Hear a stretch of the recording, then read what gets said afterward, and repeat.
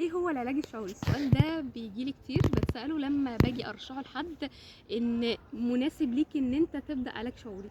طيب خلينا نعرف الاول ان احنا مخنا بيتكون من 3 حاجات. مخنا بيتكون من مشاعر وافكار وسلوكيات.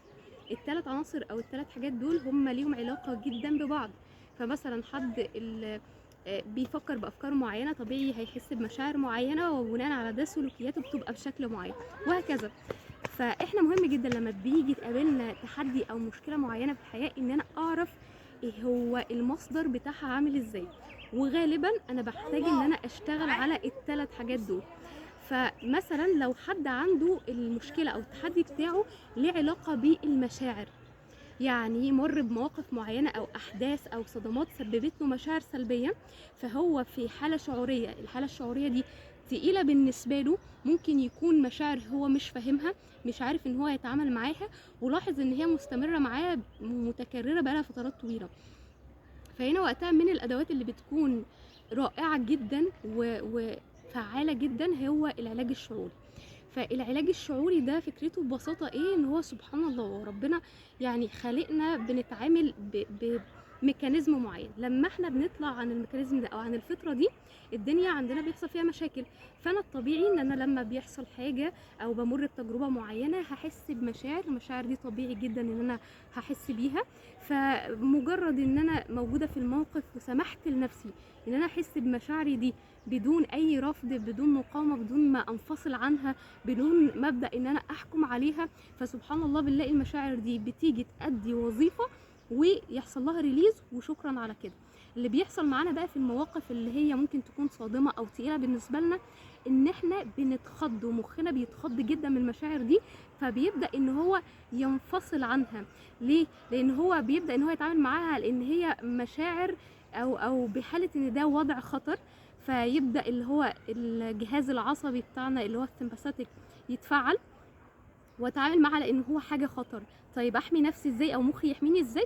ان انا هنفصل عن الموقف وعن الشعور، او ان انا هرفضه، او ان انا هعمل نفسي مش شايفاه اصلا، فان انا هتجاهله.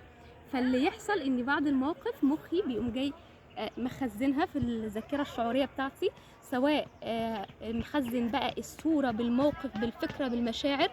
فبعد كده افضل في مواقف تانية ممكن اكون بعاني من شعور وانا مش عارفة هو ليه انا في موقف ما يستدعيش المشاعر دي انا حساها، او ممكن ان انا الاقي نفسي لما بتحط في مواقف معينة بيظهر عندي مشاعر. فالعلاج الشعوري بقى بيجي او تكنيك بسيط جدا، بنبدأ ان احنا نشتغل على اللي كان مفروض في الموقف او في الصدمة او في الحدث ده ان هو يحصل. فازاي ان انا كأني مخي هيهضم او هيعمل بروسيسنج للمشاعر دي. ده ببساطة او باختصار جدا العلاج الشعوري. العلاج الشعوري ده مناسب لمين؟ مين الاشخاص؟ الناس اللي هي مرت بصدمات ومش عارفة تتجاوز الصدمات دي، الناس اللي هي بتلاقي عندها تعلق شديد باشخاص او باشياء، لو في برضو مشاعر اللي هي سلبية مثلا تجاه اهداف او موقفة حد ان هو يتحرك في الطريق بتاعه، فكل الحاجات دي بيكون مناسب جدا ليها العلاج الشعوري. لو جينا بقى نتكلم عن الافكار، جزء الافكار والسلوكيات، فده من الحاجات المفيده جدا. غير ان انا اشتغل على جزء المشاعر، احنا احيانا المشكله بيبقى سببها معتقدات او افكار عندنا، فده بيكون افضل ليها ان احنا نتعامل بالستايل بتاع الكوتشنج.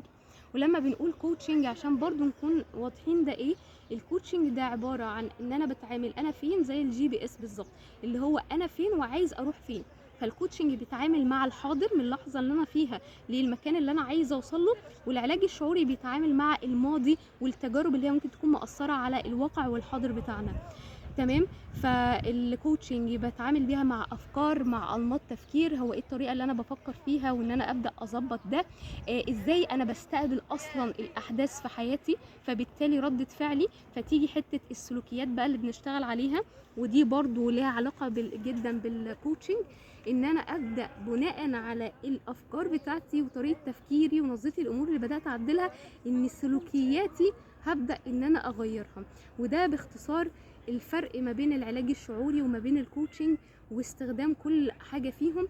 يمكن نقطة برضو حابة ان انا اوضحها في الكوتشنج، ان الكوتشنج ده ستايل من من التطوير، يعني هي دي بتعتبر جلسات تطوير بتساعدنا ناخد قرارات نحل مشاكل، ولكن هي في حد ذاتها هي مش علاج او مش بديل للطب النفسي او للعلاج النفسي، او لو في حالة محتاجة ان هي علاج دوائي. دي حاجة ان الكوتشنج كمان مش بيعتمد على النصايح. الكوتشنج في الفلسفة بتاعته بيعتمد على ان انت او العميل هو اكتر حد عارف نفسه او عارف حياته كويس، هو الاكسبرت بتاع حياته، ولكن هو لسه بعض الحاجات ما اكتشفهاش، او بعض الحاجات هو فعلا عارفها ولكن مش واخد باله منها. فالكوتشنج بحب برضو اسميه ان هو زي ايه، المرايه. كأن عميل دخل سيشن بيبص لنفسه في المرايه، وبيبدأ ان هو يلاحظ الصورة العامة والكبيرة، فيبدأ ان هو يعدلها بناء على الهدف بتاعه او الحتة اللي هو عاوز يوصلها.